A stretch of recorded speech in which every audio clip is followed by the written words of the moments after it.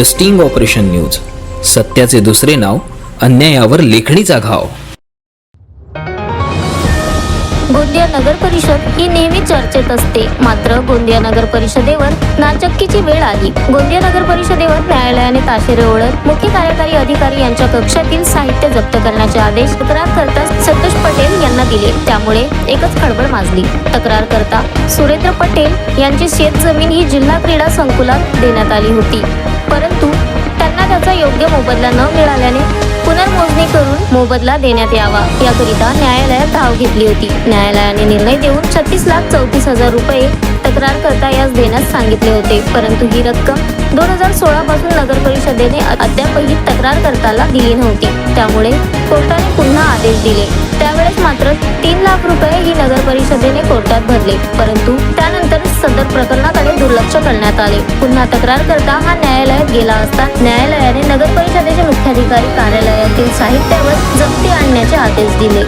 त्यामुळे परिसरात एकच खळबळ उडाली आहे. अद्यापही तक्रारकर्ता त्याचे 33,34,000 रुपये हे प्रलंबित असून हे पैसे देण्यास नगर परिषद टाळाटाळ करीत असल्याचा आरोप यावेळी तक्रारकर्ता संतोष पटेल यांनी केलाय. त्यामुळे आता या प्रकरणावर न्यायालयाने ताशेरे ओढल्यानंतर आता तरी तक्रारकर्ता त्यांचे पैसे नगर परिषद जमा करेल ही अपेक्षा तक्रारकर्ता यांनी व्यक्त केली आहे. आणि जर हे पैसे दिले नाही तर न्यायालय पुन्हा कोणती कारवाई करते याकडे सर्वांचे लक्ष लागलेले आहे. तर मी एक गोंद्याच्या कसता की छोट्या गोंद्याच्या, आणि त्यामुळं होतं काय की माझी शेती गेली आहे क्रीडा संकुलमध्ये, आणि ती शेती गेल्यामुळे तिच्या जो आर्थिक जो मोबदला पाहिजे होता तो मिळाला नाही. तो फार म्हणजे न्यूनतम भेटला होता. आणि मग आम्ही कोर्टात केस टाकली. त्यानंतर मग त्यांनी पुन्हा रिव्हॅल्युएशन केलं आणि मग आम्हाला आणि 36,34,000 देऊ केले कोर्टात केस टाकल्यानंतर. त्यानंतर आम्ही मग 16/2 जप्ती मारली. पहिली कोर्टाची डिग्री आली होती 16/2. तर त्यावेळेस नाही का आम्हाला काही दिलं नाही, नुसतं बस तोंडाची कढी बस असंच केलं, काही दिलं नाही आम्हाला. आणि ते मग देऊ म्हणाले, दिले नाही. मग आत्ता या 15-20 दिवसाआधी 3 लाख तिथं कोर्टात जमा केले. आता आम्हाला कोर्टाने ते जप्ती दिली होती, मग ते जमा केलं त्यांनी. अजून पुन्हा कोर्टामध्ये म्हणजे तुम्ही काय करता एवढीच कसं तुम्ही अजून जाता. त्यांनी मग काल आम्हाला ऑर्डर दिला आहे की आज तुम्हाला जप्ती मारायची आहे. तर म्हणून आम्ही सेकंड जप्ती मारायला आज इथं आलो आहोत. CO साहेब बसले होते, त्यांचं आम्ही तिथे गेलो, त्यांना हे केलं, पण ते आमच्याशी बोलायला तयार नाही. बोले मुझे बात करना नहीं है, तुमचं जो बनता तो कर लो, या शब्दात ते बोलले. म्हणजे ही कमीत कमी माणुसकीला कमीत कमी बोलायला पाहिजे ना, की कसं काय आहे की आम्हाला थोडं देऊ आम्ही का कसं नंतर करू. हे काहीतरी असं सहानुभूतीपूर्वक काही व्यवहार नाही. ते असंच बोलले की जसे की आम्ही यांचे जसे की शेतकरी म्हणजे असेच आहोत. म्हणजे एकूण पैसे आता होऊन राहिले.